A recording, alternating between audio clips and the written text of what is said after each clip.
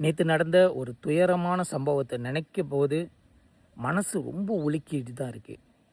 அந்த பெண்மணி இடத்துல என்னோட மகளை வச்சு அவங்களோட பெற்றோர் இடத்துல நான் இருந்தேன்னா எனக்கு எவ்வளோ வேதனை இருக்குமோ அதை என்னால் உணர முடியுது.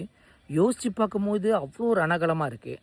அது எப்படி சுமந்து அதுக்கப்புறம் அதுலேருந்து கடந்து விடுபட்டு வர போகிறாங்கன்னு நினைக்கும் போது அதோட வேதனை ரணகலமான ஒரு வேதனையாக தான் இருக்குது.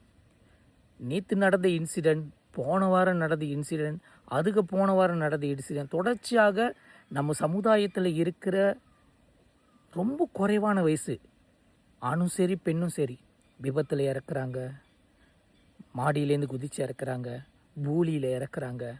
இதுமாரி கேட்கும் போது சமுதாயத்தோட டைரெக்ஷனை விட்டுருங்க.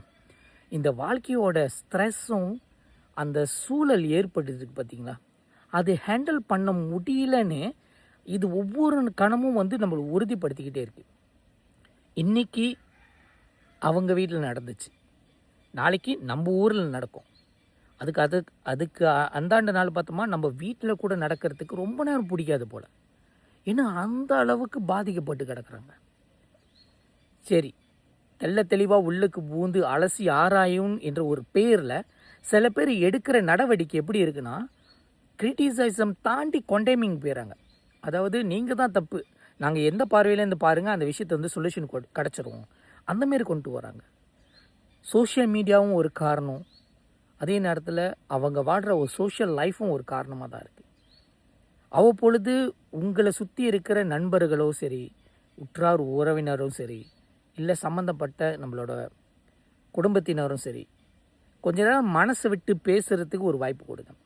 எப்படி இருக்குது உங்கள் வேலை, எப்படி போயிட்டுருக்கு, எல்லாமே ஓகேவா இருக்கா, நீ நல்லா இருக்கியா, சாப்பிட்டியா, சரி வா சாமி கும்பிட போகலாம், வா மூவிஸ்க்கு போகலாம், வா எங்கேயாச்சும் கோயிலுக்கு போவோம், வா பூஜையில் கலந்துக்கலாம்.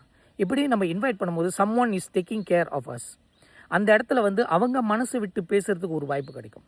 எப்போல்லாம் ஒருத்தவங்க மனசு திறந்து சொல்லும் போதோ அவங்கள ஜட்ஜ்மெண்டல் பண்ணுறது நிறுத்திடுங்க. அவங்கள கொண்டேமிங் பண்ணாதீங்க. அது உன் மேலே தான் தப்பு அப்படின்னு சொல்லிட்டு அவங்க மேலே இருக்கிற ப்ளேமிங்கை திணிக்காதீங்க. அவங்க பேசிட்டோம், அவங்க மேலே தப்பே இருக்கட்டும், அவங்க பேசிட்டோம். பேசின பிறகு அவங்க கொஞ்சம் ரிலாக்ஸ் ஆகிடுவாங்களே. அதுக்கப்புறம் அவங்களுக்கே தெரியும், நான் எவ்வளோ தூரத்துக்கு தப்பு பண்ணியிருக்கேன், இந்த பிரச்சனை நடக்கிறதுக்கு என்னோடய கான்ட்ரிபியூஷன் என்ன, என்னோடய சொல்யூஷன் என்னன்னு அவங்களுக்கே தெரியும். இங்கே பேசாத பட்சத்தில் தான், மனசு விட்டு பேசாத பட்சத்தில், மனசு விட்டு பேசும்போது ஒருத்தர் நம்ம கண்ணு முன்னுக்கு நின்று நம்ம கண்ணை பார்த்துட்டு அந்த விஷயத்தை காதில் வாங்காத பட்சத்தில் தான் இங்கே பல பேர் மென்று முழுகிட்டு இருக்காங்க.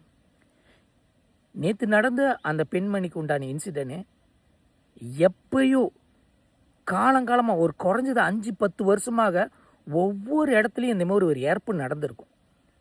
ஆனால் அவங்களாம் ஏன் இறக்கலை, அவங்கெல்லாம் ஏன் அந்த முடிவுக்கு போகலைன்னு பார்த்தோமா, அவங்க குடும்பம் முன்னுக்கு வந்துடுது, அவங்க குழந்தைய முன்னுக்கு வச்சிடுறாங்க. அதனால அந்த விஷயத்தை மென்று முழுங்கிக்கிறாங்க.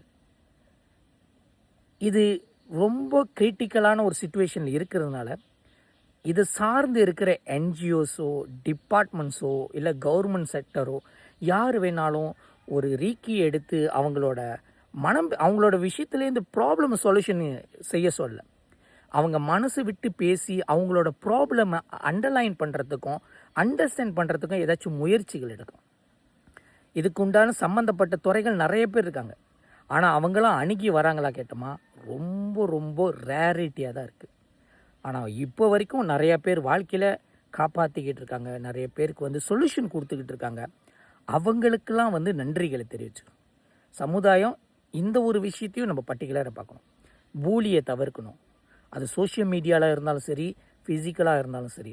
வேர்பல் ஒருத்தவங்களை ஹராஸ்மெண்ட் பண்ணுறதா இருந்தாலும் அதுவும் தவிர்க்கணும். செக்ஷுவல் ஹராஸ்மெண்ட், ஜாலியாக கெட்ட வார்த்தை பேசுறது, ஜாலியாக அந்த விஷயத்தை பேசுனா அது நார்மலைஸாக கொண்டு வராங்களா, அதையும் தவிர்க்கணும். சென்சிட்டிவிட்டி கொஞ்சம் மெருகு ஊட்டணும்னு நினைக்கிறேன். எந்த விஷயமா இருந்தாலும் அது சென்சிட்டிவிட்டியாக இருக்கணும். அந்த ஒரு விஷயத்தை பிறருக்கு பாதிப்பு கொடுக்கும் அப்படின்னு தெரிஞ்சுன்னா அந்த விஷயத்தை தவிர்க்கணும்.